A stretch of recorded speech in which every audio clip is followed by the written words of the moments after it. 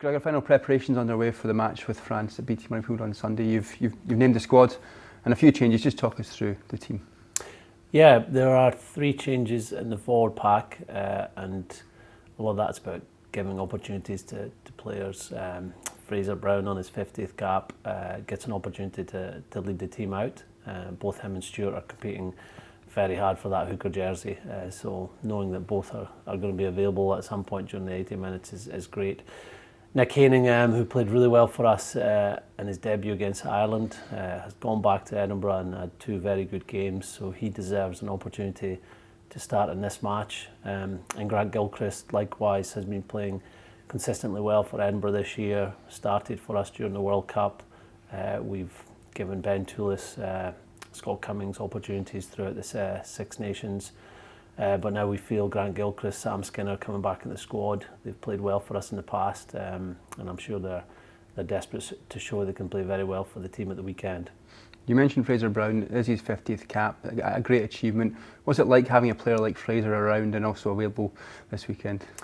Yeah, Fraser became one of our leaders throughout the last couple of seasons, and he is very focused on the defensive side of the game, what you need in terms of your physicality and your mindset to win at test level. I think him and Stuart bounce off each other really well. They're both leaders within our group. He's excellent ball carrier. He's really developed that side of his game. Defensively, he's always been very strong, especially post tackle, and his set piece has got better and better. So we know those are the areas that France will want to test us, around the scrum, around the line out drive, and with their big ball carrier. So Fraser's one of the players that will be up for that task of repelling that. Another player you mentioned was Sam Skinner. He comes back into the mix after a period of injury. It seemed like before Sam was getting into a good rhythm with Scotland, he was getting some really good game time. How pleased are you now that he's returned to the squad? Yeah, it's a boost for Sam to get a taste of international rugby after missing out in the World Cup. He was a strong contender to go out to Japan. He'd played really well for us in his first season of Test rugby. Was playing very well before he got injured in the warm-up games, and he really took to the international arena last year. Whether it was at second row where he played a few games, but also in the back row. So just seeing how he's gone on over the last few weeks, playing for Exeter, first of all their second team, and then getting into the first team and starting at the weekend, convinced us that he's ready to come back into our squad. And you mentioned about position there. Are you still looking at Sam as a utility position? Will he be able to cover both? Or are you going to focus on one position for Sam? Well, just now he on the bench he'll be covering second row, but we do know that if we need to, he can go in the back row. Same with Fraser Brown, who's played Test rugby at open side. So it's good for us as coaches to know that players can play in different positions. Stuart McInally started off as a back rower. You've got players in the back line who can easily change positions if needed in the game. And another player that comes in uncapped and potentially could get his first start for Scotland, first start off the bench for Scotland, would be Kyle Steyn. I guess he's been rewarded for great form with Glasgow. Yeah, he's been rewarded for that form, but also how well he's trained with us. He did a fair bit of our World Cup camp, and he impressed us. He just missed out in selection when we reduced that squad, but he continued his very good form of last season with Glasgow, mainly playing on the wing this year, whereas last year it was mainly at centre. And in the last couple of weeks, I thought he's done really well.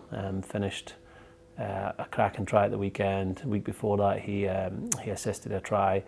And the parts of his game that he's been working on, you can see that being transferred onto the field, catching high balls, his defensive work.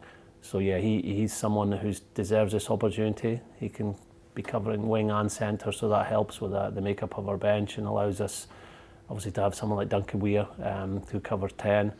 And again, Duncan's been in great form and he's raring to go. He's been out the squad for a while, and his excitement knowing that he was going to be playing a part this weekend was great to see. Well, we've got to do what we've been doing well and improve that and take that another level. So we've been defending fairly well. This will be the biggest test for our defence, given that France are an unpredictable team and have some excellent individuals throughout their side.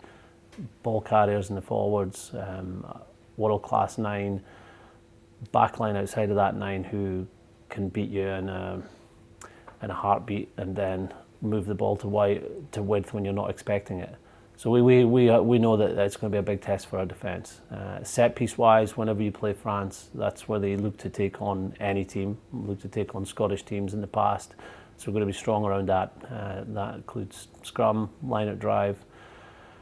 And then we have to impose our game. We showed at times in an Italian game, and probably more so in our opening game against Ireland, that we can play at tempo, we can get behind defences, we can create opportunities and finish them off in the Italian game. And that's what we're going to do this weekend. Part of preparing a team is making them aware of the threats of the opposition, opportunities that we may have, but once you get close to the game, it's about how we can impose our game on the opposition.